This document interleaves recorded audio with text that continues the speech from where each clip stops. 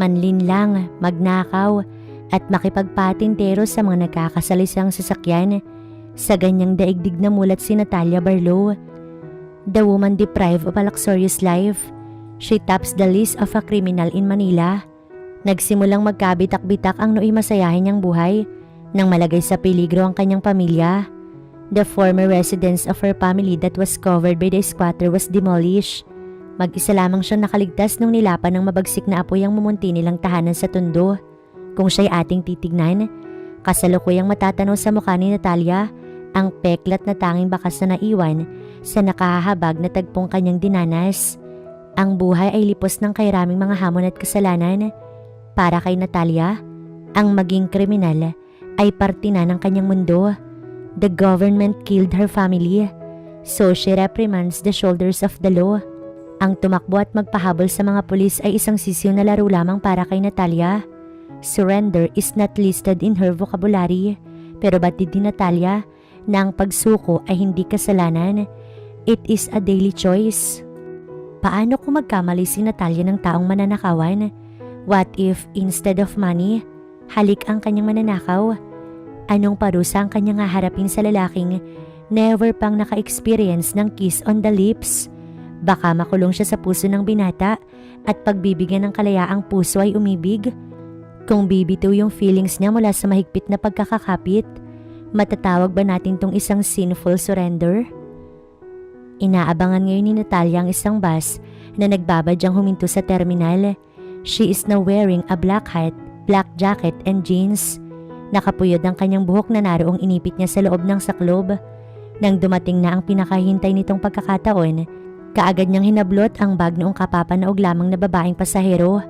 "Hoy, kuya, ibalik mo sa akin ang pera ko. Ibalik mo!" Natalia ran away from the woman she robbed at sumiksik sa bahaging may mga nagkukumpulang tao. Inakala ng babae na lalaki yung nagnakaw sa kanya. Dahil sa outfit at galawan ni Natalia, nakakalain mo talagang isang lalaki. Iyon ang isa sa mga estratehiya niya para hindi kaagad matunto ng mga pulis ang tunay niyang pagkakakilanlan. "Nasaan na yung mga perang ninakaw mo?"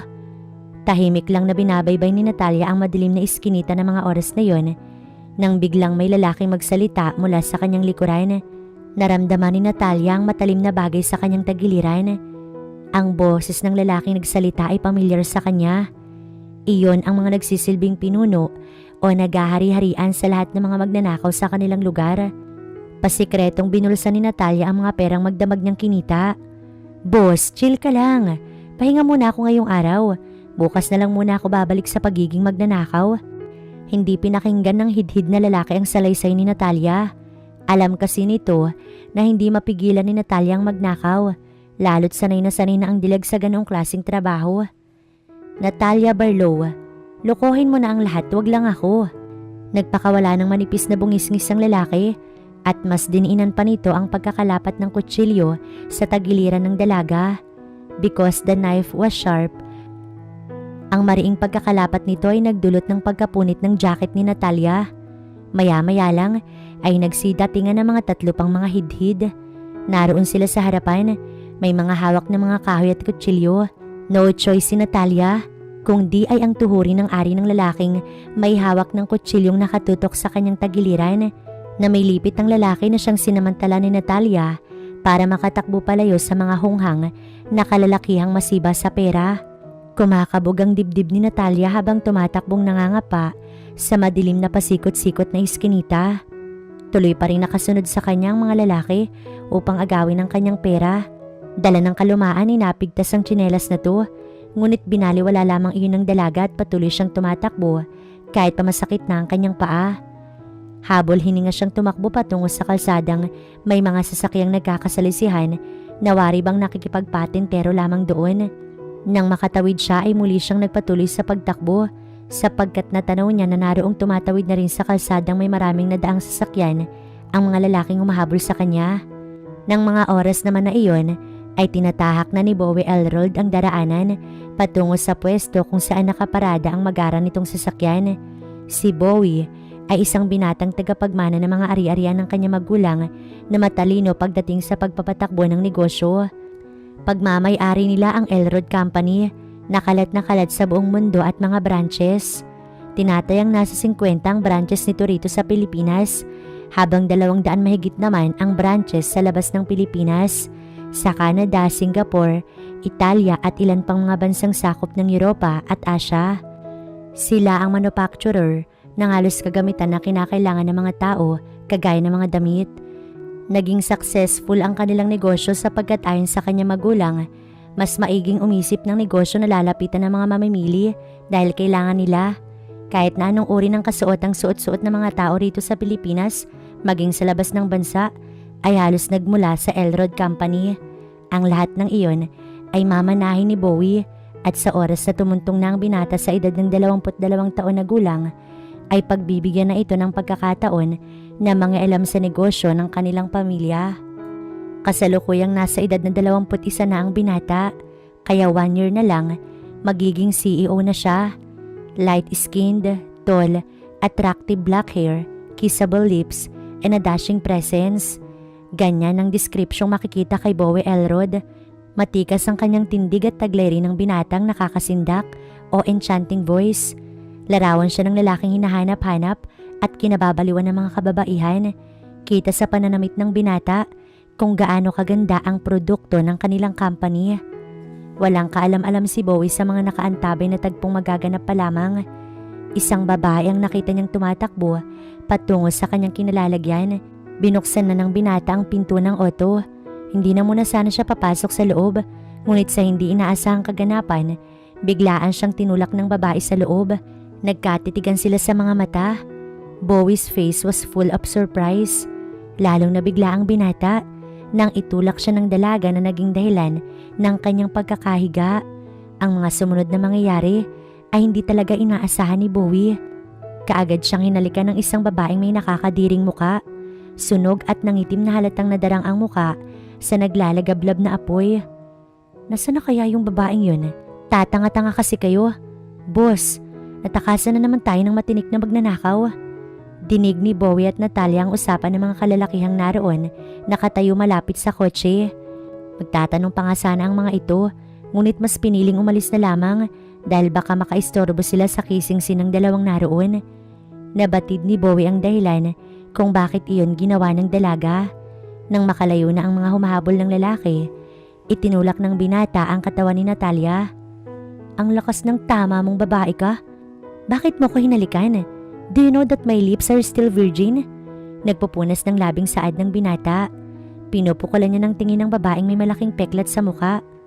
Ngayon hindi na. Congratulations. Nakangiting tugon ni Natalia sa tonong nangaasar. Ang tindig niya ay waring mas lalaki pang tignan kaysa sa galaw ni Bowie. Hindi makapaniwala ang binata sa asta ng dalaga. Kababae mong tao, nangahalik ka ng walang pasabi. Bakit kanila hinahabol? Siguro tama yung sinasabi nila na isa kang magnanakaw. Hindi no, sadyang gusto lang nila akong gahasain without knowing na allergy yung kagandahan ko sa kanila. Sinusuntok ng dalagang kanyang sariling palad habang nakakagatlabi. Waring mananapak ang masiga niyang galawan. Ah, yang mukha mong yan? They want to rape you? You look even more manly than them. Hindi makapaniwalang sambitla ni Bowie. Maya-maya lang ay pinagmasdan ni Natalia ang kabuang wangis ng binata mula ulo hanggang paa. Tumatango-tangong tumitig ang dalaga na waring pinagpapantasya ng bagay sa pantalon ng gwapong si Bowie. Kumuha si Natalia ng bubblegum sa kanyang bulsa at nginuyayo na wari mo'y dating adik. Paunti-unti siyang humakbang palapit sa binata at bahagyang tumaas para maabot ng kanyang labi ang tenga ni Bowie. Ang gwapo mo, litanyang bulong ni Natalia sa matangkad na binata. Ang kaninang bumukol sa pantalon ni Bowie ay nawala na, naging dahilan kung bakit bahagyang umiti ang dalaga at sigang naglakad papalayo rito. Hindi na hinabol ng binata ang babae, bagkus ay muli itong pumasok sa sasakyan at nakangiting umupo sa driver's seat. Tinanaw niya sa side mirror ang dalagang nagtuldok sa pagiging berhen ng kanyang labi. Nagtataka siya kung bakit parang aligaga at nagmamadaling umalis palayo ang babae. Huli na nang mapansin niyang nawawala ang kanyang wallet sa bulsa ng kanyang pantalon. Nakanakaw na nga ng halik, pati ba naman ang pera ko? Umiiling-iling na sambit ng binata, pero ngumiti lamang siya, imbis na magalit at hinintay na magring ang kanyang mamahalin na cellphone. Naka-jackpot ako ngayon. Napakayaman naman pala talaga ng lalaking yun. Sino kaya siya? Kasalukuyang naglalakad ngayon si Natalia. Tuwang-tuwa ang mapanlinlang na dalaga habang binibilang ang hindi mabilang na perang laman ng wallet na dinukot niya kanina sa bulsa ng pantalon ni Bowie. Nalusaw ang kanyang ngiting na mamayani sa mukha ng dalaga. Napansin niya kasing there are men following her. Ang mga kalalakihang ito ay pare-parehong nakasuot ng puting polo at pants na black. Batid ni Natalia na mga baguhan lamang ang mga iyon sa kanilang lugar. Sa unahan niya ay napansin niyang kay raming motorsiklo ang nakaharang sa kalsada. Tila inaabangan o hinihintay nila ang dalaga. Palingalingang naghanap ng malulusutan ng dalaga, pero kahit saang dako niya man ipukol ang kanyang tingin, wala siyang pwedeng makitang lusutan. Senyorito, the girl we were watching earlier has been cornered now. Ipagpaumanhin mo kung hinayaan ka lang namin na malapitan ng estrangherang ito. Lumingon si Natalia roon sa isang lalaki na may tinatawagan sa cellphone. Mga pulis ba sila? Ano nang gagawin ko ngayon? Sobrang dami nila. Sinisingil na yata ako ng karma. Lord, patawarin mo ko. Ayoko makulong. Naguguluhan o nalilito si Natalia. Puno ng katanungan ng kanyang isipan. Sino kaya ang grupo ng mga lalaking pumalibot sa dalaga? Kung mga pulis sa mga yun, paniguradong makukulong si Natalia. Sino kayo? Hayaan nyo na ako umalis. Ayoko makulong. Ang grupo ng mga nakamotorsiklo ay nagbigay ng daan sa kotseng paparating. The car stopped in front of Natalia. Kaya kaagad ibinulsa ng dalaga ang wallet na ninakaw. Hindi pa man maayos ang naipatas sa mga pera, isinarado na niya ang naibulsang busog na wallet. Marahan siyang umatras nang lumabas sa loob ng sasakyan ang lalaki nagmamay-ari ng wallet na kanyang ninakaw. Sa pangalawang pagkakataon ay muli niyang nasilayan ang maamong mukha ni Bowie. Ako nga pala si Bowie. Bowie Elrod. Ikaw, anong pangalan mo? Inilahad ng binata ang kanyang palad matapos magpakilala. Subalit hindi ko alam kung nagsusuplada ba si Natalia o baka naman hindi niya inabot ang kamay ng binata dahil may ilang mga pera pa siyang hawak. Tinignan niya na lamang ng masama ang matinong si Bowie. Dahil doon, sabay-sabay na naglabas ng baril ang mga bantay ni Bowie at magkakasabay na itinutok kay Natalia ang kani-kanilang baril tsaka muling nagsabay sa pagkakasanon. Anong gusto mo? Bala o magpakilala? Inuulit ko, anong pangalan mo? Litanya ni Bowie habang pinagmamasdan nito ang napapalunok-laway na dalaga. Bakit mo tinatanong? Crush mo ba ako? Matapos pakawalan ng dalaga ang kanyang magkasunod na katanungan, sinipatan siya ng mga tauhan ni Bowie. Naging makapigil hininga ang kaganapang yun para kay Natalia. Pakiramdam niya ay bumagal ang oras. Isang kalabit lamang ng gatilyo mula sa tauhan ni Bowie. Tiyak, kamatayan kaagad ang sasapitin ng dalaga. Nagbibiro lang ako guys. Easy lang kayo dahil nagtanong lang naman ako. Babarilin agad? Oo na, magpapakilala na ako. Please, wag ninyong itutok sa akin ang mga baril nyo. Baka pasmado yung kamay nyo. Ako si Natalia Barlow. Sorry kung ninakaw ko yung wallet mo. Nakataas sa mga kamay habang nagwiwika ang dalaga. Maluwag na nakahinga si Natalia nang makita niyang sabay-sabay na nagbaba ng mga baril ang tauhan ni Mr. Elrod. Waring nabunutan siya ng tinik sa katawan. Son, where are you? Are you okay? Umihip ang malakas na hangin, dala ang malamig na simoy noon. Kausap ni Bowie ang kanyang ina mula sa kabilang linya ng cellphone while the money are falling from Natalia's pocket. Mga nagsipaglaglagan dahil sa hindi maayos na naisara ang pitaka bago nito binulsa kanina yon. I'm sorry if hindi pa ako nakakauwi. There are many guards with me now. Ma'am, sorry kung ginabi na ako. Nandito po ako ngayon sa Tondo. I check if there's a good place to build a building for the company.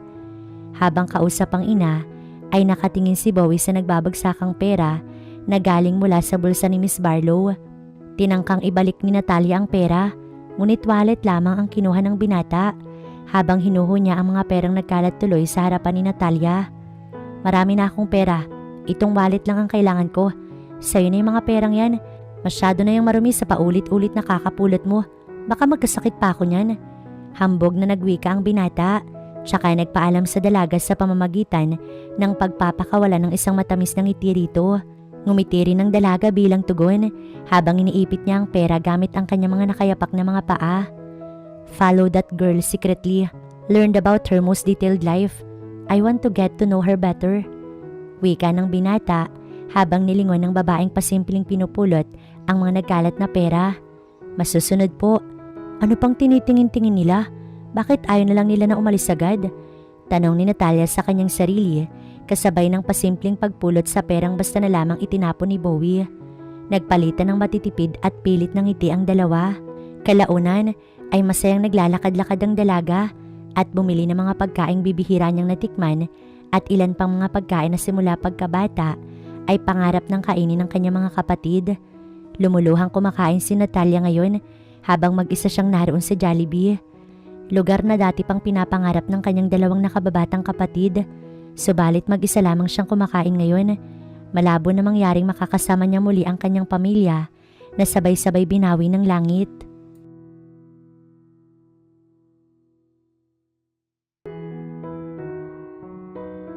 Sumapit ang umaga. Kakatapos lamang maligo ni Bowie. Basa pa ang kanyang buhok habang sakmal-sakmal ng nakapulupot na tuwalya ang kanyang bewang. Kung siya'y pagmamasdan, waring maaamoy mo ang kanyang kapreskuhan. Mas lalo pang nagmukhang makisig ang binata, bunsod ng kwintas na bumagay sa nakakatakam niyang leeg at dibdib. Nagtungo siya sa balkonahe upang pagmasdan ang pagsikat ng maswerteng araw. Tunay ngang pinagpala ngayon ng mga sinag ng mistulang galamay ng araw. It is able to touch Bowie's body, a body that women want to feel. Mas lalong nagliyab ang kagwapuhan ng kaakit-akit na binata habang sinasalo ng kanyang mainit na katawan ang sinag na hindi nakadadarang. Sir Bowie, paniguradong mahahabag ka sa aking iulat. Patungkol ito sa babaeng nakasalamuhan natin kagabi. Hawak ang cellphone ay kinakausap ngayon ni Bowie ang isa sa nagsilbing leader ng mga tauhang kanyang naatasan na umalam sa tunay at mas malalim pang pagkakakilanlan ni Natalia. Boss, ayun si Natalia. Mukhang maraming dalang pagkain. Marami yatang nanakaw na pera. Kumusta? Akala mo siguro na matatakasan mo kami, Natalia? Pakiusap, tigilan niyo na ako. Kailangan ko rin ng pera. Pinaghirapan ko to kaya dapat dumiskarte rin kayo sa sarili ninyong paraan. Kalalaki niyong tao pero nanlalamang lang kayo sa katulad kong babae. Aba boss, tumatapang na yata siya. Mukha ngang matapang. Hindi niya siguro alam na tulad natin isa rin siyang mapanlamang. Ang perang nakaw mo ay pinaghirapan din ng mga taong ninakawan mo. Akin na ang lahat ng pera. Sa ganitong usapan natapos ang video na pinapanood ni Bowie. It was taken from the cellphone of one of his personnel na pinasa sa kanya. Why does this video seem to be broken? Tanong ni Bowie sa tauhang kausap niya sa cellphone. Siguro, nakulangan ng binata sa mga impormasyon. Tinulungan po kasi namin ng babae. Hindi po namin matiis na kuhanan lamang siya ng video, gayong sinasaktan na siya ng mga lalaki. Hawak namin siya ngayon at nakakatawa siyang kausap. Barlow ang kanyang apelyido, Natalia Barlow.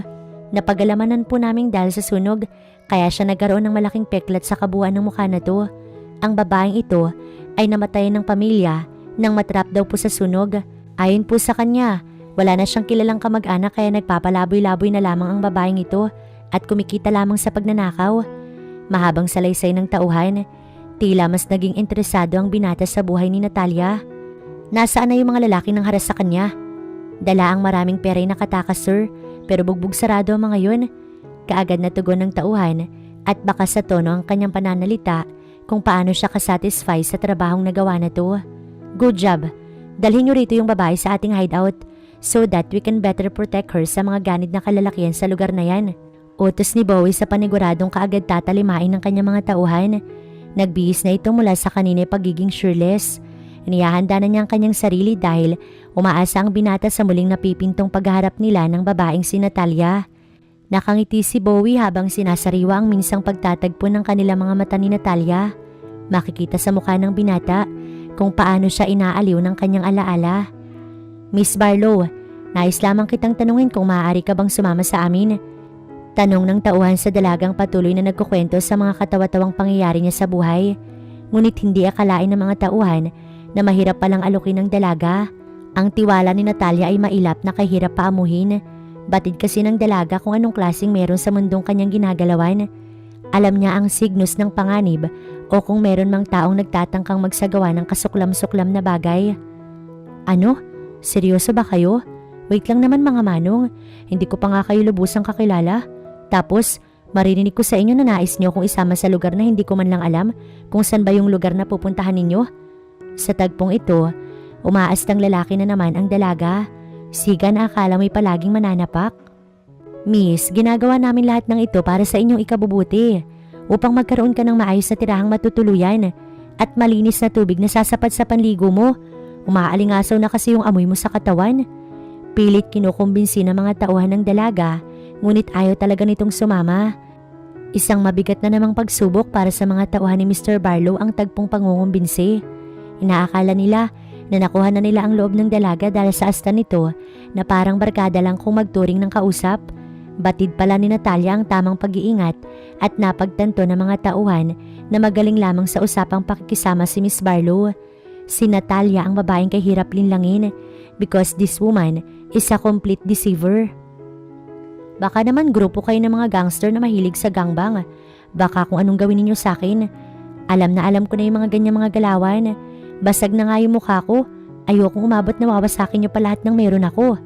Sa mga oras na ito, umaasta na namang siga-siga si Natalia na para bang nais manapak. Marami akong kakilala na adik. Nag-aabang sila ng mga mahalay roon sa madidilim na bangketa. Kahit nga mga matatanda ay binibira nila eh. Problema sa inyo mga lalaki. Ang hilig nyo sa babae. Salamat ulit sa pagligtas pero hindi ako sasama sa inyo. Wika ng dalaga tsaka mabilis na kumaripas ng takbo palayo sa mga tauhan ni Mr. Elrod. Dumating na ang pinakahihintay na oras ni Bowie. Dumating na ang kanyang mga tauhan. Umaasa siya na lula ng sasakyang dumating si Natalia. Ngunit nabigo siya sa kanyang ekspektasyon. Tanging mga tauhan lamang nito ang nakita niyang nagsibabaan sa kotse. Naisin niya mang magalit pero mabuti nitong magpigil ng bugso ng damdaming hindi niya maintindihan. Ayaw niya na isipin ng kanyang mga tauhan na si Mr. Elrod ay isang masamang tao. Nag-aalala ang binata na baka isipin ng mga tauhan niya na isa siyang baliw o baka malaman ng kanyang mga tauhan na he is falling in love with the thief sa isang kriminal. Yun ang mga pangyayaring iniiwasan niyang maganap. Nagtataka ang mga tauhan ni Bowie. Why does the young man want to bring to him the woman who robbed him once? Hindi lamang yun. Ang babaeng gusto niyang patirahin sa hideout nila ay isang babaeng may hindi kaaya-ayang deskripsyon ng mukha na to. Dahil kung ibang taong sinamantala ni Natalia, tiyak na sa kulungan na ang bagsak ng babaeng magnanakaw o baka hindi na siya nanaisin pang makita ng mga nabiktima na to. Sir, bakit mo ba gustong-gusto na dalhin namin dito yung babaeng yun? Nakakayamot lamang ang ganoong uri ng babae. Kanina lang ay napagkamalan pa kaming mga gangster at rapist. Sino namang matinong lalaki ang pumapatol doon? Nagtawanan ng lahat, maliban na lamang kay Mr. Bowie. Nag-init ang ulo ni Bowie sa sinabi ng kanyang tauhan. Kita sa ekspresyon ng binata ang labis na puot, na waring nasusuklam siya sa kaharap na tauhan. Binunot niya ang baril sa kanyang tagiliran na kinagulat naman ng lahat. Ang halakhakan ay nalusaw na ngayon at napalitan ng katahimikan. Sir, chill ka lang dahil nagbibiro lang naman si Ramil. Pamimigil ng isang tauhan. Labis na nabahala ang lahat na baka ay makalabit ni Bowie ang gatilyo ng baril na siyang magdudulot ng kamatayan ni Ramil, ang leader ng mga guard. Hindi nila akalaing magagawa yun ng kanilang amo nang dahil lamang sa isang napakasimpleng bagay, sa isang babaeng magnanakaw na ang papel ay magnakaw at maging pabigat sa gobyerno ng Pilipinas. Maya-maya lang ay nahimasmasan din si Bowie. Mabilis itong nag-isip ng estratehikong hakbang upang mailihis sa ibang usapan ang sinimulan niyang pagkakamali. Nagbait-baitan lamang ako na kunwari gusto ko siyang tulungan. Ang totoo, nayayamot ako sa iyo, sa inyong lahat, kung bakit hindi niyo siya nagawang dalhin dito. Gusto kong gumanti sa magnanakaw na iyon. I can't forgive the woman who deceived me. Dalhin niyo siya sa akin upang pahirapan. Ramil, sa oras na hindi mo magawa yung pinagbibiling ko, ay nakatitiyak akong sasabog yung bungo mo. Kumilos na kayo. Utos ng binata. Kalaki pang isang nakakagimbal na pagbabanta niya sa kanyang mga tauhan. Kaagad kumilos sa mga tauhan at masugid na hinanap ang dalaga. Ang misyon nila ay tila napakabigat sapagkat pananiwalaan nila ang kanilang amo na kamatay ng isa sa kanila ang magiging kabayaran nun. Oras na hindi nila mapagtagumpayan ang misyong pinagagawa ni Bowie. Habang abala sa paglalakad si Natalia, isang itim na van ang huminto sa kanyang harapan at kaagad na nagbukasyon. Nakita niya ang mga kalalakihang may mga itim na bonnet sa ulo at muka. Batid niya mga kidnapper ang mga yon. Naisip niya mang tumakbo agad papalayo subalit kaagad siyang hinablot sa kamay at inilapat sa kabuuan ng kanyang ilong ang isang panyo na may amoy na nakakagawang patulugin ng isang tao. Isinakay nila si Natalia sa loob ng van at agarang pinaandar ang sasakyan palayo sa mga taong nakakita. Binaybay ng itim na van ang kahabaan ng kalsada habang naroon sa loob si Natalia. Mahimbing ang tulog at walang kalam-alam kung saan siya dadalhin. Huminto ang sasakyan sa isang malaking bahay na may marangyang tarangkahan. Walang malay na binaba ng mga mandurukot ang walang ulirat na katawan ni Natalia. Dinala nila ang dalaga sa isang bodega na lipos ng mga sako-sakong materyales na sa pakiwari ay mga kasangkapan na reject o mga tambak na produktong hindi na pwedeng ipabenta. Walang malay na pinaupo nila ang dalaga sa isang antigong silya habang nakatali ang katawan nito sa bangko ang nakatali naman sa isang malaking tubong haligi. Ipinag-utos din ni Bowie na lapatan ng madikit na tape ang bunganga ng babae dahil nakakatiyak siyang maraming beses na puputak ang dalaga sa oras na ito ay magising. Nakangiting pinagmasdan ng binata ang natutulog na si Natalia. Nakalugay pa ang mahabang buhok ni Natalia habang tila naglalangis ang peklat sa mukha nun. Nagtawanan ng mga tauhan sapagkat para daw silang namingwit ng piniritong isda na nagmamantika ang mukha. Hindi na lamang yun pinansin ni Bowie dahil para sa kanya ay maganda si Natalia. Secretly ay nagsasaya ang kanyang puso dahil kasama na niya ngayon ang babaeng minamahal ng lihim. Sir, wag mong titigan masyado ang babaeng yan. Baka matusok ka ng isdang yan. Baka nakakalimutan mong isang matinik na magnanakaw sa tunduyong nilalang na yan. Muling nabalot ng halakhakan ng lahat. Nakatitig lamang si Bowie sa dalaga at hinihintay ang paggising nito pero lubhang matagal pa yata. Naiinip na siya. Gayong nais na niyang marinig ang boses at gustong gusto na niyang makita yaong tinatawag na Natalia's mesmerizing blinking.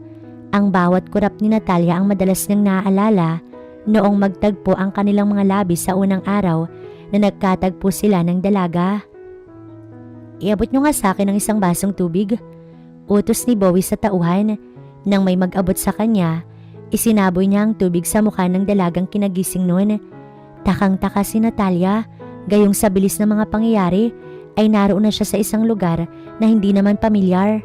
Kani-kanina lamang ay naglalagalag lamang siya sa lansangan pero ngayon hawak na siya ng mga kidnapper. Naisin niya mang magmura o kahit na magsalita pero hindi niya magawa dahil sa tape na nakadikit sa kanyang bibig. Tila nasasaktan yata ang dalaga sa higpit ng pagkakatali ng kanyang paa at kamay na mas sumihigpit dahil sa sinasagawa niyang paglilikot. Maya-maya lang ay nagningning ang mga mata ng dalaga at nagunahang pumatak sa kanyang mayuming mata ang mga butil ng luha. Nasaktan si Bowie sa kanyang nasaksihan. Hindi niya maunawaan kung tama ba ang kanyang ginagawa sa babaeng yun. Tinanggalan niya ng tape ang labi ng dalaga upang hayaan itong makapagsalita. Ikaw na naman, akala ko ba pinatawad mo na ako? Bakit tumantong sa puntong kailangan niyong iparanas sa akin ng ganitong pangyayari? Makabagbag damdaming usal ni Natalia habang patuloy pa rin sa pag-agos ang kanyang mga luha. Ninakawan mo ko, hindi ba? So in return, I kidnap you. Why are you crying? Hindi ba masaya ang ginawa nating laro? Tugon ni Bowie na animoy hindi naapektuhan sa pagluha at pagmamakaawa ni Natalia. Anong gusto mong gawin ko? Huwag magnakaw at maghanap ng ibang trabaho na alam kong hindi ako qualify, lalo na't pangit ako. Gusto mo na hayaan ko na lamang ang aking sarili na mamatay sa gutom kasi wala naman na akong pamilya? Sunod-sunod na tanong ng dalaga na kinatahimik naman ng lahat. Pinakinggan na lamang nila ang dalaga at nang matapos ito sa pagsasalita, pumalakpak si Bowie na sinundan ng pagpalakpak ng kanyang mga tauhan. I just found out that besides sa pagiging matinik na snatcher mo, you're also a good actress, Natalia. Napuno ng halakhakan ng lahat habang ang malungkot na imahe ng dalaga ay napalitan ng galit. Napipiko na siya sa pangaasar na ginagawa ni Bowie. Napagkasunduan nila na bilang kabayaran sa nagawang pagnanakaw ni Natalia, magsisilbing katulong ito sa bahay na hideout ni Bowie at ng kanyang mga bodyguard. Libre ang kanyang pagkain at doon na rin siya pansamantalang titira hanggang sa matapos niyang bayaran ang lahat ng ninakaw sa binata. Naguguluhan ng dalaga sapagkat hindi niya batid kung magkano ang pera na kanyang ninakaw at isa pa'y halos natangay ng mga ganid na kapwa niya magnanakaw ang malaking kabuuan ng pera. Batid ni Natalia na malaking pera ang kinakailangan niyang pagtrabahuhan para makabayad kay Bowie. Magkano ba lahat ng kailangan kong bayaran? Tanong ng dalaga sa binata na ngayon ay kinaiinisan niya ng labis. I think kalahating milyon or 1 million, 2 million and more millions. Kasama na roon ang mga cheque na galing sa mami ko na dapat ay iwi-withdraw ko na. What? Ganun karami? Isang pitaka lamang yun ah. Inuulit ko na may cheque ron galing kay mami na sa tingin ko ay nagkakahalaga ng 10 milyon. Inilagay ni Bowie ang kanyang hintuturo sa noo ng dalaga at itinulak iyon para matauhan. Baka habang buhay na ako maninilbihan dito. Baka dito na rin ako mamatay. Baka magdurusa ako dito sa poder ninyo. Ayokong mangyari yun. Nauutal na wika ng dalaga dahil puno ng what ifs ang kanyang isipan ngayon. Maybe you will be my forever? Kung magkataon man, di baka dito na rin tayo makakabuo ng anak? Dugsong ni Bowie sa naputol na sasabihin ni Natalia. Agad na napahinto si Natalia sa kanyang narinig. Nagulat siya dahil ganoon pala kapilingero si Sir Bowie. No, I don't like you. You're so ugly. Singhal ng dalaga na napa-English sa mga nakakasindak na pananalit at titig ni Mr. Elrod. Wow ha, maganda ka ba? Agarang tugon ni Bowie nang kaagad niyang narinig mula sa bibig ng dalaga na siya ay pangit. Pasimpleng nag-ayos ng buhok ang binata gamit ang kanyang kamay, tsaka nagkagat ng labi para mamula yon at masabing siya ay kissable lips. The two often fight like cats and dogs sa tuwing sila ay nag-uusap, pero may mga araw din namang nagkakasundo ang mga ito. Kagaya ng mga sinabi ni Mr. Bowie sa kanyang mga tauhan, patitirahin niya roon si Natalia para ito ay pahirapan. Halos si Natalia ang madalas na gumagawa ng gawaing bahay, tagaluto, tagalaba, tagalinis ng mga banyo at iba pang mga gawain. Nang tumagal ay naging kasundo na ng dalaga ang ilang mga bodyguard. Mababait pala ang mga ito maliban na lamang sa kanilang amo. Madalas nilang nabibiro ang dalaga dahil sa hindi kaaya-aya nitong muka. Pero baliwala na iyon sa dalaga sapagkat mas masakit para sa kanya ang mawalan ng mahal sa buhay. Hindi siya hinahayaan ng ilang mga bodyguard na labis na mahirapan. Madalas ding wala sa bahay na iyon si Bowie dahil umuwi ito sa bahay na kasama niya ang mga magulang. Si Bowie ay 4th year college, pumapasok sa universidad sa kursong business management. Kung free time ay nagtutungo ang binata sa hideout upang doon maglaro ng basketball sa mismong gymnasium ng bahay. May swimming at boxing area din sa hideout. Bowie, anong feeling ng kaunti na lang at makakapagtapos ka na sa pag-aaral? Tanong ni Natalia sa tonong nangihinayang at nangangarap. Muling na nariwa sa kanyang alaala ang mga panahong sabay silang pumapasok ng kanyang mga kapatid. Waring hampas ng latigo sa likod ang mga laalang yun, nagdudulot ng kapighatian kay Natalia. Masaya syempre dahil sa oras na makapagtapos na ako ay ititrain na ako ni Dad para maging CEO ng aming company. Sa oras na dumating yun, madalas ko na silang makakasama. Kasi naman, buong buhay ko may mga yaya lamang doon sa amin at ito mga bodyguard ko ang madalas kong nakakasama. Hindi ko masyadong naramdaman ng alaga ng magulang. Bowie, alam mo, maswerte ka pa rin dahil nariyan ang mga magulang mo. Muli ay nilakbay na naman ang isipan ni Natalia ang mga nagdaang panahon na kasama niya ang kanyang mga magulang. Animoy katanang bumabaon sa kanyang dibdib ang bawat ngiti ng kanyang mga magulang na nakikita niya sa alaala ng kahapon. Oo nga't buhay pa ang mga magulang ko pero parang patay na ang kalinga nila. Maikli ang linyang binitiwan ni Bowie ngunit malawak ang kahulugan nun. Masakit nga naman talaga ang may mga magulang na hindi mo maramdaman na sila ay nariyan. Nais ipabatid ng binata na ang pusong buhay ay walang saysay kung maramot ito sa pagbibigay ng pagmamahal. Narito ngayon sina Bowie at Natalia sa boxing area. Magbabaka sakali na malusaw ng bawat pagsuntok ang sakit na kanilang iniinda. Isinalaysay ni Bowie na boxing ang isa sa mga naging takbuhan niya to temporarily escape from the sadness. Isipin mo lang na this is the problem that challenge you. Suntukin mo lang siya ng suntukin hanggang sa mapagod ka. Wika ng binata habang hawak ang punching bag na naroon nakasabit. Suntok lang ng suntok ang dalaga at nang mapagod ay niyapos niya ang punching bag at umiiyak. Sinamantala ni Bowie ang pagkakataon na yun. Inagaw niyang yakap ng dalaga mula sa punching bag. Kaya ngayon, siya na ang yapos at yakap ni Natalia. Lumuluha ang dalaga habang pilit naman siyang pinapakalma ni Bowie. Teka lang, bakit mo ba ako niyayakap? Palayong tinaboy ni Natalia ang binata dahil na rin siguro sa hiya. Lumuluha ka kasi, kawawa ka naman. Nagpa siya ang dalawa na magtungo sa ring at doon sila magtuos ng one-on-one boxing without referee. Hoy babae, kung talagang matapang ka, hinahamon kitang magsuntukan tayo roon sa loob ng ring. Paghahamon ng binata tsaka tinungo ng kanyang mga kamay ang laylayan ng kanyang damit at nang naglaon ay nahubaran niya ang kanyang sarili.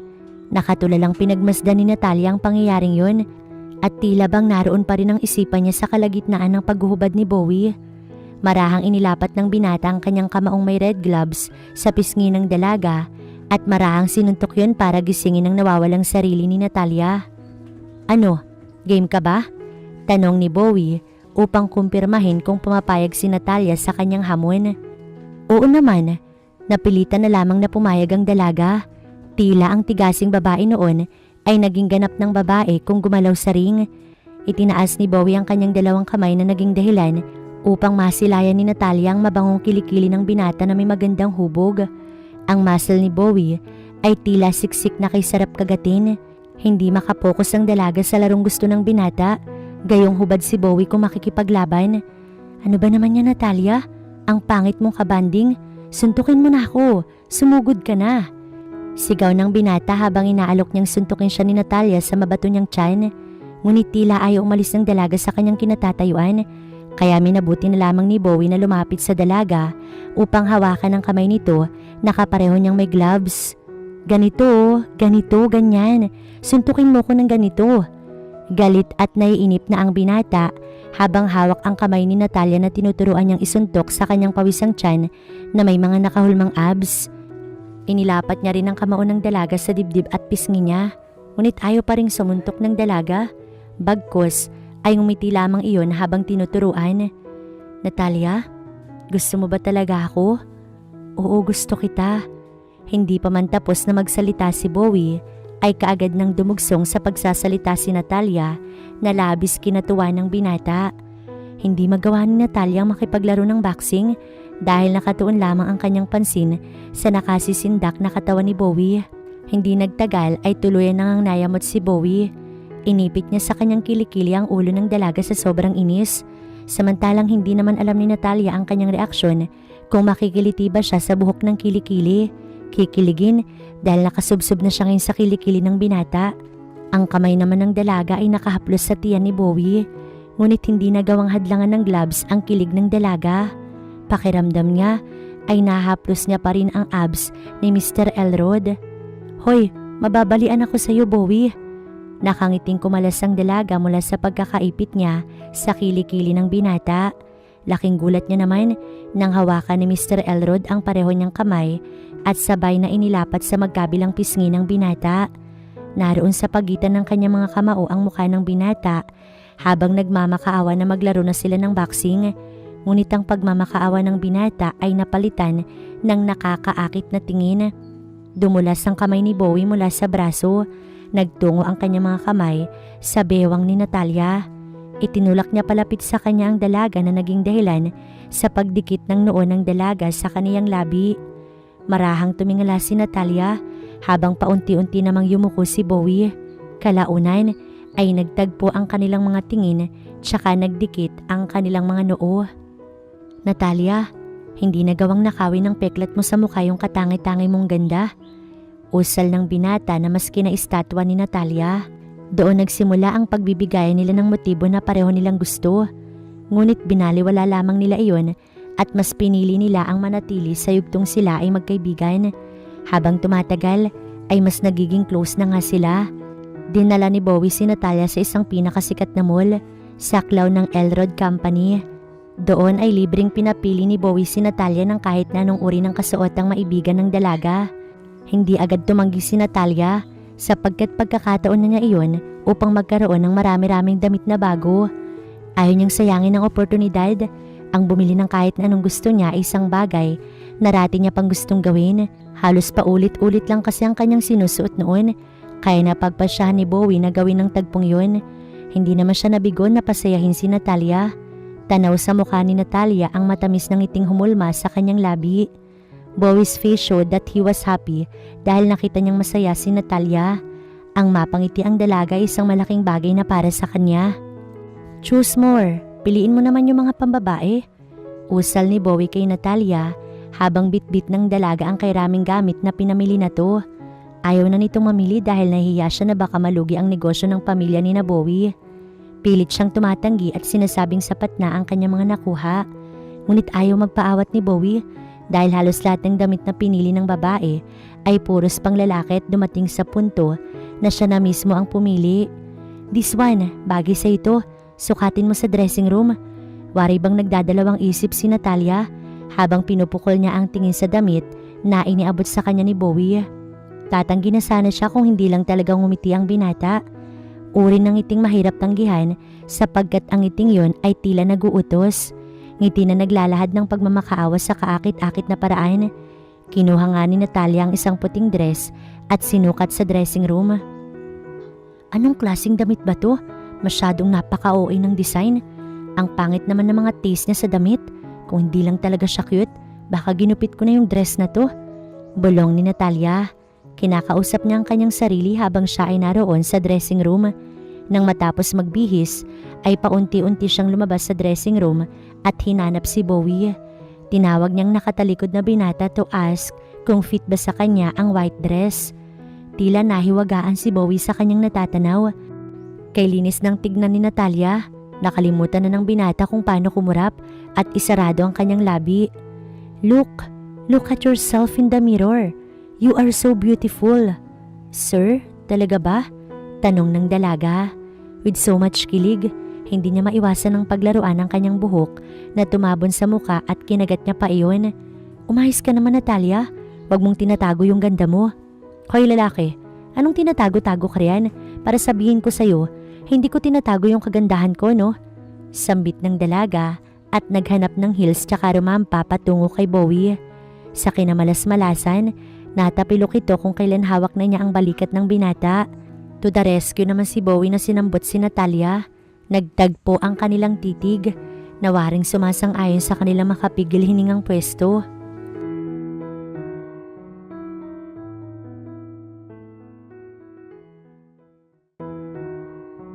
Kasalukuyang hawak ni Bowie ang sumuray na katawan ni Natalia.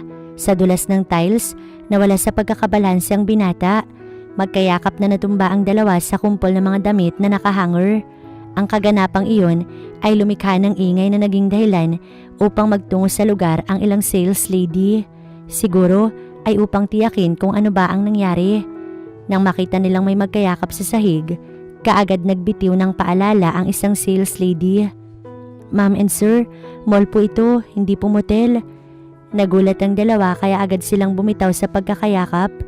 Kaagad tumayo ang dalawa at pinagtatanggal ang ilang damit na tumabon sa kanilang muka.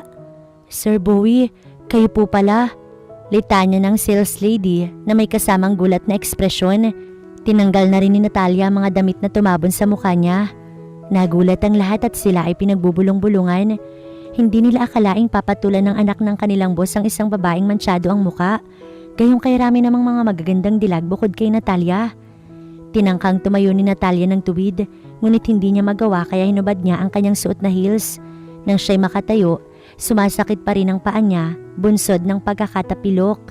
Hinawakan ni Bowie ang kanyang kamay at umalis silang dalawa habang inaalalayan ng binata ang dalagang hindi makalakad ng ayos.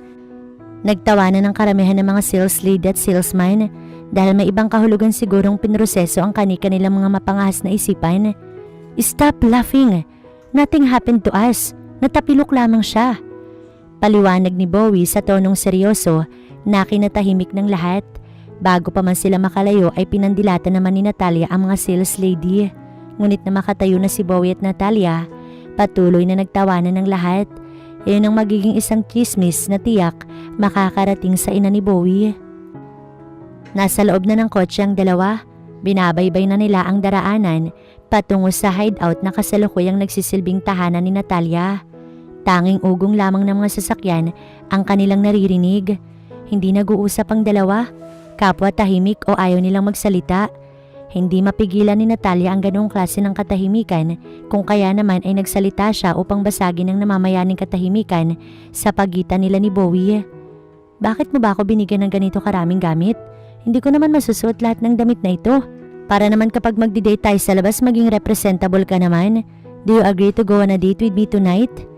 Nilakasan na ni Bowie ang kanyang loob upang alukin ng date si Natalia. Handa naman siya sa kahit anong itugon nito. Pumayag man ng dalaga o hindi, wala namang mawawala sa kanya. Napalunok ng laway si Natalia matapos maulinigan nito ang tanong na nagmula mismo sa labi ni Bowie. Sigurado ba siya? Hindi ba ako nananaginip? Baka naman pinaglololoko niya lang ako.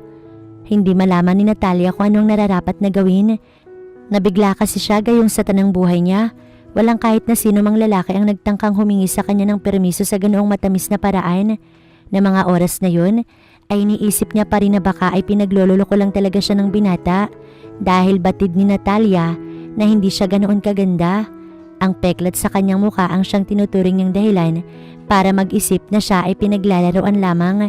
Nasanay na kasi si Natalia na araw-araw kutsain ng mga tao, lalo na nung siya ay isang palaboy lamang. Oo, pumapayag ako. Sa kabutihang palad, sinunod niya kung ano ang nais ng kanyang puso.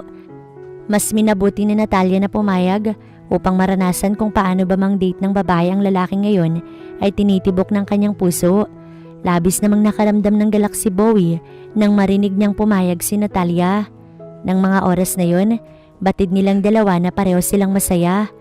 Napagkasunduan nila nakakatok na lamang si Bowie sa kwarto ni Natalia sa oras na handa na nga silang umalis. Iisang bahay lang naman kasi ang kanilang uwian. Saan kaya sila pupunta? O ano ang mga kaganapang mangyayari? Hindi rin nagtagal ay lumipas sa mga oras at tuluyang sumilay ang takip silim kasunod ng agarang pagdatal ng gabi. Sunod ang white dress ay masayang tumindig si Natalia sa harapan ng salamin doon sa kaniyang kwarto. Ang pangit-pangit ko. Gusto niya rin kaya ako? Wika ni Natalia habang haplos ang kanyang peklat. Dati ay wala naman siyang pakailam sa kung anong itsura ang mayroon ito. Ngayong may napupusuan na siyang Ginoo, tila nagkaroon na ng silbi sa kanya ang ganda ng mukha niya. Tatlong magkakasunod na katok ang naulinigan ni Natalia sa pinto ng kinalalagyan niyang kwarto. Batid niyang hinihintay na siya ng kanyang Prince Charming sa labas. Lumapit siya sa pintuan. Imbis na buksan yon, ay dinikit muna niya ang kanyang tenga sa pintuan at pinakinggan ang kanyang pangalan na paulit-ulit na binibigkas ni Bowie. Hinahaplos-haplos ni Natalia ang pintuan. Waring dinadama ang presensya ng binata na naroon sa labas. Kalaunan ay binalot siya ng kuryosidad kaya pinihit niya ang doorknob upang silayan ang nakaabang na si Bowie. Natalia, good evening. Magandang gabi rin sa iyo, Bowie. Idinampi ni Natalia ang kanyang kamay sa nakalahad na palad ng binata. Signos na pumapayag siyang ipaubaya kay Bowie ang kanyang kamay at ang kanyang sarili sa gabing yun. Huminto sa tapat ng mamahaling restaurant ang isang magarang sasakyan. Lulan sina Natalia at Bowie. Pinagtinginan sila ng lahat ngunit baliwala lamang iyon kay Bowie. Hayaan mo sila. Natalia, sa lahat ng babaeng naririto ngayon, alam mo bang ikaw ang pinakamaganda? Bulong ni Bowie sa dalaga na kinakilig ng buong sistema ni Natalia. Patuloy silang naglakad at nagtungo sa nakareserbang table. Bowie, nahihiya ako. Umalis na tayo rito. Naiilang si Natalia sapagkat pakiramdam niya ay hindi siya bilong sa lugar na yon na para lamang sa mga mayayaman. Aligaga at hindi mapakali si Natalia sapagkat hindi siya komportable sa paligid. Ang bawat mata ng taong naroroon ay tila nakatuon lamang sa kanila. Palagi na lang may mga nagbubulungan sa tuwing magkasama silang dalawa ni Bowie sa labas. Bowie, kanina pa nila tayo pinagtitinginan, pinagbubulungan at pinagtatawanan.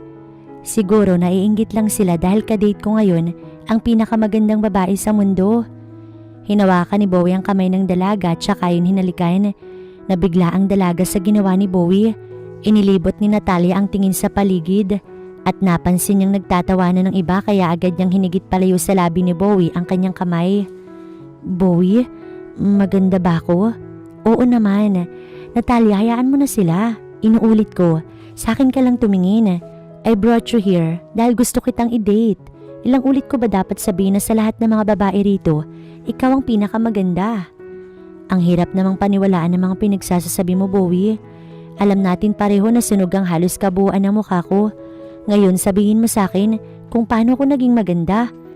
Wika ni Natalia sa tonong pabulong. Mahina lamang siyang nagwika, baka marinig ng iba ang kanilang usapan.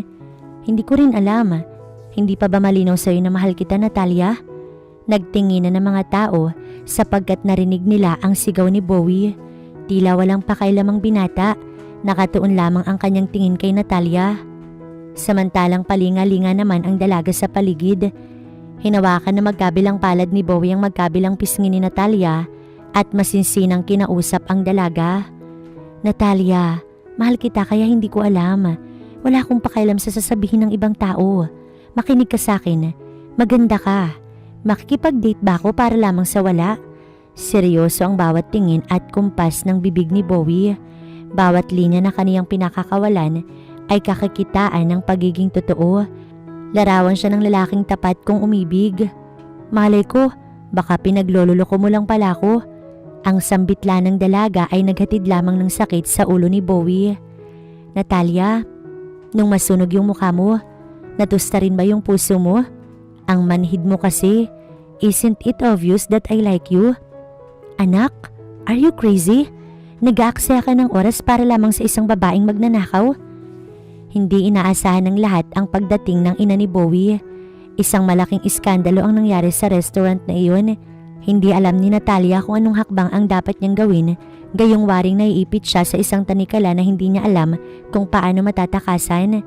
Inakala niyang date lang ang mangyayari, pero bigla siyang nagulat nang may nagpakilalang ina ni Bowie. Ay hindi lang yun, ipinahiya pa siya sa lahat ng taong naroroon. Ma'am, what are you doing here? Baka sa tanong ni Bowie ang gulat. Hindi niya alam kung paanong nadawit ang dating buhay na kinagawian ni Natalia. Sinubukan niyang patigilin sa pagsasalita ang ina, ngunit waring agos ang bawat salitang lumalabas sa labi ng kanyang ina na kahirap pigilan. Ano pa bang dapat kong gawin dito? Are you serious that this is the kind of woman you want to marry? Isang babae na patapon ng buhay? Inakala ko na nagbibiro lamang ang mga trabahador natin. Pero nang ipasaliksik ko sa isang mahusay na tao ang babaeng yan, I found out that his life was an exile.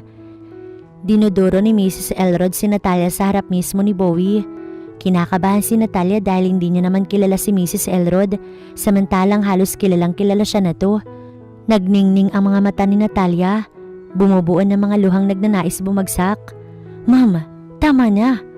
All of you here, listen up. Ang babaeng ito, itong babaeng sunog ang muka, ay isang most wanted criminal sa Tondo, Manila. Mag-iingat kayo dahil marami-rami na ang kanyang ninakaw. Ma'am, I said enough. Hindi, ayokong huminto. Inuto ka lang ng babaeng to dahil alam niyang mayaman ka. Tuluyang nagsibagsakan ang luha ni Natalia sa narinig. Ganoon pala talaga kababa ang tingin ng mga mayayaman sa katulad niyang mahirap. Waring katanang bumabaon sa kaibuturan ng kanyang dibdib ang bawat masasakit na salitang binibitawan ng ina ni Bowie. Naisin niya mang makipagsagutan pero bilang pagrespeto ay nanahimik na lamang siya gayong nasa lugar siya sa tanging mayayaman lamang ang mga customer. Tumakbo ang dalaga palabas sa restaurant na yon habang umiiyak. Ma'am, I said stop! Nagawang sigawan ni Bowie ang ina dahil sa mga salita nitong sumusobra na. Hindi niya man gustong masigawan ng ina pero wala naman na ito sa lugar. You have no right na patigilin ako. Anak lamang kita at ginagawa ko naman ito para sa ikabubuti mo. May karapatan ako dahil nasasaktan mo na yung babaeng mahal ko. Oo, mahal ko. Mahal ko si Natalia. No matter what kind of face she has. Saang mundo man o sa kahit anong klaseng buhay man ang kanyang kinagisnan, mahal ko siya. Ma'am, you have no right to dictate my heart because you don't own it. Tumalikod si Bowie sa ina at sinundan niya si Natalia. Natalia! Gamit ang kotse ay sinasabayan ni Bowie si Natalia habang lumuluha itong naglalakad sa gilid ng kalsada. Maya-maya lang ay minainam ni Bowie ang bumaba ng kotse upang mas maayos niyang makausap ang dalaga. Patalikod niyang niyakap si Natalia. Dama niya ang labis na paghihinagpis ng dalaga. Bitawan mo ko, pakawalan mo ko. Imbis na bitawan ay mas hinigpitan ni Bowie ang pagkakayakap sa dalaga. When Natalia's anger gets worse, Bowie's hug tightens. Ayaw ng binata na bitawan ng dalaga lalo't kailangan ito ng kalinga. Sorry kung narinig mo sa mismong ina ko yung mga salitang yun. No matter what happens, remember that I love you so much, Natalia. Walang makakapigil ng nararamdaman ko sa iyo. Walang kahit na sino ang makakahadlang sa pagmamahal ko sa iyo. Even my mom. Kalaunan ay napaamo ni Bowie ang nagwawalang bugso ng damdamin ni Natalia. Bahagyang kumalma ang dalaga, humarap siya kay Bowie at ginantihan ng yakap ang binata. Mom has no contribution in your life, kaya hayaan mo na ang nangyari. Nagkakamali ka, Bowie. Malaki ang ambag ng ina mo sa buhay ko. Kung wala siya, hindi ko matatagpuan yung pinakagwapong lalaki sa mundo. Kung wala yung iyong ina, paniguradong mananatiling bakal ang aking puso. Mananatili sana itong patay kung hindi ka pinanganak ni Mrs. Elrod. Mahal din kita, Bowie. Kaya malaki yung utang na loob ko sa iyong ina dahil sa kanya kagaling.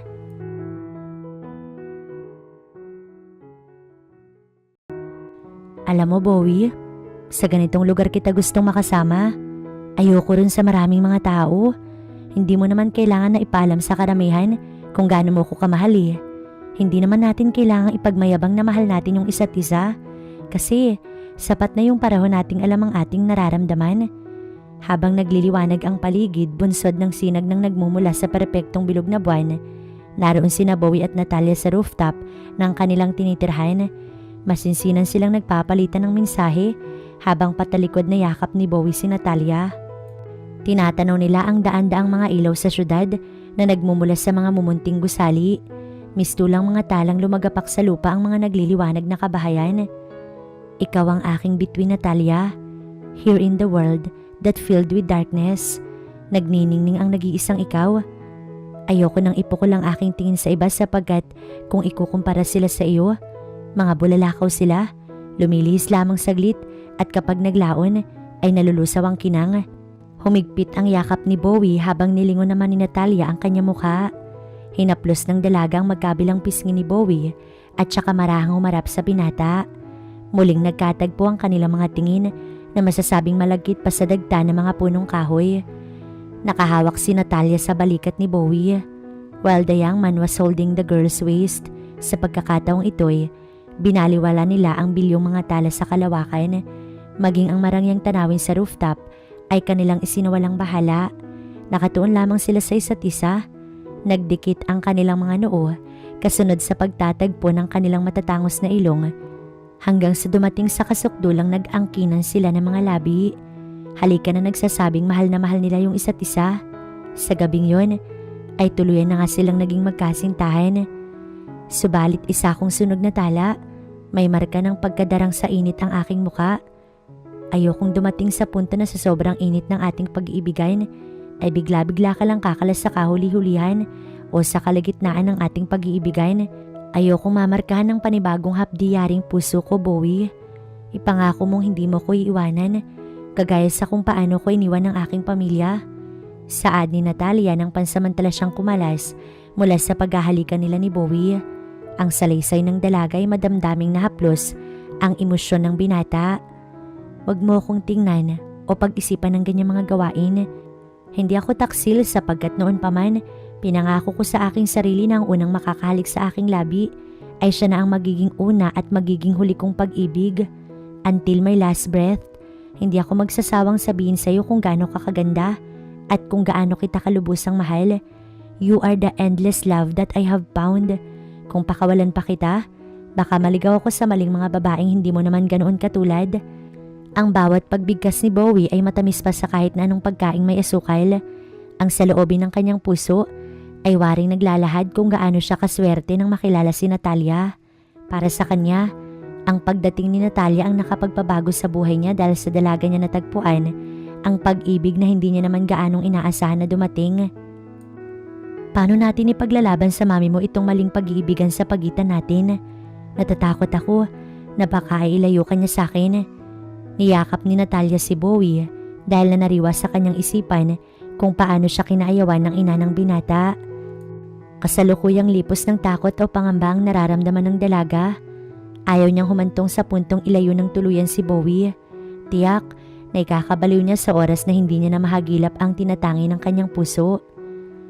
Hindi natin kailangang ipaglaban ang ating pag-ibig. Panalo na tayo. Ang malamang mahal mo rin ako ay isang tagumpay. Hindi naman ako kayang tiisin ng mami ko. Kaunting hintay na lang. Magiging CEO na ako ng kumpanya at sa oras na yun, isa ka na sa magiging endorser ng mga produkto ng Elrod Company. Nagulat si Natalia sa kanyang narinig. Hindi siya naniniwala dahil sa umpisa pa lamang ay batid naman nila pareho na hindi siya babagay sa ganoong gawain. Ang pang-iindorso ay para lamang sa may mga kaakit-akit na muka, hindi sa kagaya niyang may nakakasuklam at nakakadiring wangis. Hindi ako babagay sa ganyang trabaho. Mas nanaisin ko pang bumalik sa pagiging magnanakaw kaysa ganyang alam kong mapapahiya lamang ako sa harap ng maraming tao. Bumitiw si Natalia mula sa pagkakayapos kay Bowie. Humakbang siya palayo sa binata at mas minabuti niyang tignan na lamang ang magandang tanawin sa itaas ng rooftop. Habang siya'y nagmumuni-muni, ay muli niyang naramdaman ng mga bisig ni Bowie na marahan siyang kinukulong sa pagitan ng mga braso ng binata. Hindi na tinangka ni Natalia ang kumalas sa loob ng yakap sapagkat nagustuhan niya ang pagiging sweet ni Bowie. Isinangkal ni Bowie ang kanyang baba sa balikat ni Natalia at muli ay sabay nilang pinagmasdan ang nagniningningang talas sa kalangitan. Nakikita mo ba yung mga talang yun? Hindi ba't mas agaw atensyon ng pinakamakinang? Itinuro ni Bowie ang mga talas sa langit, tsaka niya tinanong kay Natalia kung nakikita ba ng dalaga ang pinakamakinang. Oo, nakikita. Ano naman ang meron sa star na yun? Isa ka ng tala, but it would be better kung mas pakikinangin pa natin ang nakatago mong ganda. Mas maigi na yung walang mangungot siya sa'yo dahil ako yung nasasaktan sa tuwing nangyayari yung ganoong mga tagpo. Kailangan nating paghandaan ng lahat. Gusto ko kasing kasama ka sa lahat ng aking mapupuntahan. Gusto kitang maging katrabaho sa oras na maging CEO na ako. Sabay tayo nga angat, kasama ang buong kumpanya at hindi ka naman nanatili sa lupa. Matutuwa si Mami kung magkataon at paniguradong matatanggap na niya ang ating relasyon. Lumipas ang maraming buwan. Nag-decide na nga silang ipa-surgery ang mukha ni Natalia. Naganap sila ng mahusay na doktor upang tiyak na magiging maganda ang produkto at hindi masayang ang perang lulustayin ni Bowie. I am ready to pay millions of money. Mailayo ka lang sa mga nakakayamot na diskriminasyon. Speechless lamang si Natalia dahil ang mga pangyayaring dumating sa buhay niya ay sobra-sobra na ang biyaya. Pumasok na nga ang dalaga sa surgery room habang pinagdadasal na naman ng binata ang kaligtasan ng kanyang nobya. Don't worry, Miss Barlow will be safe. Magaling si Dr. Sebastian. Tura ng nurse sa nag-aalalang binata. Nakabawas naman ng balisa ang tagpong iyon. Sa bilis ng mga pangyayari, lumipas ang panahon. Nakapagtapos na ng pag-aaral si Bowie. Kaunting araw na lamang ay dadating na ang kaarawan ng binata. Habang inihilom ng oras ang sugat na mukha ni Natalia, ay binuburda naman ng tadhana ang mas lumalalim na pag-iibigan ni Bowie. Si Bowie ang nagsilbing nurse ng dalaga nang matapos na ang surgery, pero nagpapakonsulta pa rin naman sila sa doktor upang mas maging ligtas ang dalaga. Nang dumating ang pinakahihintay nilang araw, marahan na nilang tinanggal ang benda sa mukha ni Natalia. Nakaharap sila sa salamin, kasama nila ngayon ang doktor na nagsagawa ng surgery. Ang bawat isa ay excited na masilayan ang panibagong mukha ni Natalia. Nang tuluyang natanggal ang benda sa mukha ng dalaga, ay nabalot ng saya ang buong sulok ng silid na kanilang kinalalagyan. Doc, thank you very much for your effort. Malaki ang pasasalamat ni Bowie sa doktor.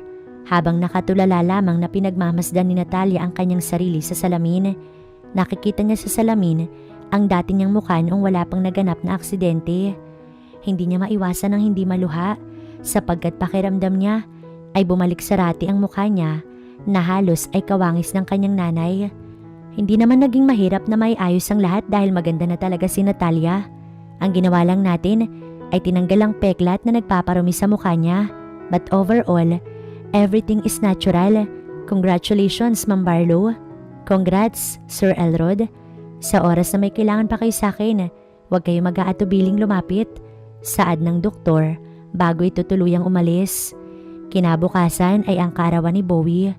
Nagtungo ang dalawa sa pagtitipong sinagawa ng pamilya ni Bowie roon sa bahay kung saan nakatira ang kanyang magulang. Idiniklara nga nila bilang CEO ang anak na labis kinatuwa ni Bowie. Marami yung nag-aagam-agam at nangangambang baka ay malagay sa maling pamamalakad ang company. Ngunit tinawanan lamang sila ni Elrod at sinawalang bahala ang mga hindi magagandang opinyon patungkol sa kanyang sarili. Unang upo pa lamang ni Bowie sa pwesto bilang CEO ay kita ang paunti-unting pag-angat ng kanilang negosyo. Bawat hakbang na sinasagawa ng binata ay kakikitaan ng talino na masasabi mong nagmana talaga sa magulang. Bawat planong kanyang sinasaad ay lubos na kaaya-aya at walang tapon. Isa na rito ang maghanap ng isang endorser na kung saan ay inirekomenda niya sa lahat si Natalia Barlow. Ang maganda niyang GF, naging successful at mas umangat ang negosyo na kinatuwa ng magulang ni Bowie. Habang tumatagal ay mas umaangat pa ang kanilang kinikita at nadodoble kada taon na kung minsan ay nagtitriple pa. Nagkamabutihan sina Mrs. Elrod at si Natalia. Ang alitan sa pagitan nila ay naghilom o nagwakas. Napagtanto ng ina ni Bowie na tama ang kanyang isinagawang hakbang. Ang hayaan si Bowie sa mga desisyon nito sa buhay ay makatutulong upang mahubog ang binata ng sariling kakayahan. At ang hakbang na hayaan ng anak sa magaganda nitong plano ay nakatulong pa sa kanilang pamilya. Hindi niya akalain na ang babaeng nilait niya sa restaurant ay isa pala sa magiging miyembro ng kumpanya na magiging dahilan ng pag-angat ng kanilang magandang negosyo. Natalia Barlow, will you marry me? Nakaluhod ngayon ng binata sa harapan ng dalaga habang inaalok niya ang kanyang sarili kay Natalia. Labis ang naramdamang tuwa ni Natalia sapagkat hindi niya inakala na hantong sa ganoong sitwasyon ang nooy patapon niyang buhay. Hindi siya nag-alinlangan na tanggapin ng singsing, gayong mahal na mahal niya naman si Bowie. Mahal na mahal kita, kaya bakit pa ako tatanggi? Ang tugon ng dalaga na labis namang kinatuwa ni Bowie. Marahan niyang isinusuot sa palasingsing ang daliri ni Natalia ang wedding ring na tanda ng kanilang kasunduan na habang buhay silang magsasama. Sa bilis ng kaganapan, suot ang puting wedding gown ay marahan nang naglalakad si Natalia patungo sa altar habang naroon si Bowie na hinihintay siya. Lumuluha siya dahil sa tuwa habang tinatanaw nito ang nakangiting si Bowie. Handang-handa na si Natalia na umapak sa panibagong pahina ng kanyang buhay. Hindi nagtagal ay narating rin niya ang kinatitindigan ni Bowie at sabay silang nagpatuloy na naglakad patungo sa altar sa harap ng pari. Nagpalitan sila ng sumpaan, pangako at halik. Ngayong mag-asawa na sila ay magkatali na sila sa isa't isa. May lubid ng nakabuhol sa kanyang pagitan kung kaya ganap na nilang pagmamay-ari ang bawat isa. Patayin natin ang ilaw, nahihiya ako. Pilit inilalayo ni Natalia ang kanyang halik sa agresibong halik ni Bowie upang magsalita at sabihing patayin ang ilaw sapagkat siya ay nahihiya. Hindi na kailangan, tugon ni Bowie at muling hinalikan ang dalaga habang nagiging malikot ang kamay ng bawat isa. Pasimpleng tumatayo si Natalia habang magkadikit ang labi nila ni Bowie. Agresibo ang halikan nila habang kinakapana pala ni Natalia ang switch ng ilaw. Bahagyang napatigil si Bowie nang mamatay ang ilaw, ngunit ang pagkamatay ng ilaw ay naging dahilan sa mas pagiging agresibo ni Natalia. Ang gawain ng kamay ay ginawa ng kanilang mga labi at natapos ang gabing iyon sa magkahalong sakit at sarap na pamamaraan.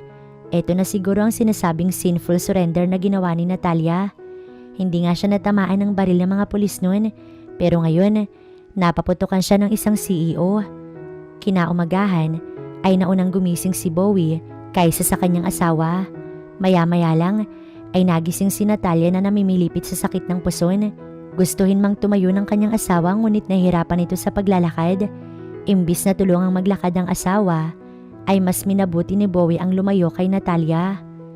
Come to Papa baby, wika ni Bowie habang pinapapunta niya sa kanyang pwesto ang iika-ikang si Natalia. Dala ang walis tambo ay paika-ikang tinungo ni Natalia ang kinaroroonan ng asawa upang ito ay hampasin. Tuwang-tuwa naman si Bowie dahil nakikita niya kung paanong naglalakad ang isang pilay na asawa. Mahal, kakapakasal pa lang natin pero nang makita kitang ganyan, you're like an old woman. Ang cute mong pagmasdan. Ganyan ka pala kapag uugod-ugod na. I want to grow old with you. Pabiro pero nakakakilig ang sinambit ni Bowie. Kasunod nun ay ang paglipad ng walis tambo sa kanyang kinaroroonan. Halos maiyak si Bowie dahil natamaan siya sa ulo. Imbis na magalit ay lumapit siya kay Natalia at pinaghahalikan ang palad ng asawa. Bad ng kamay mo, mahal. Ikaw kasi, isinuko ko na nga sa'yo yung lahat tapos pagtatawanan mo lang ako. Mukhang nagsisimula na ang away mag-asawa. Hindi nagtagal ay nagkaroon sila ng anak isang baby girl na kamukha ni Natalia. Patunay na talagang maganda si Natalia. Tanging si Bowie lamang ang nakakakita ng katotohanan yun. Tama nga si Bowie na hindi nagawang nakawin ng peklat sa mukha ang kagandahan ni Natalia.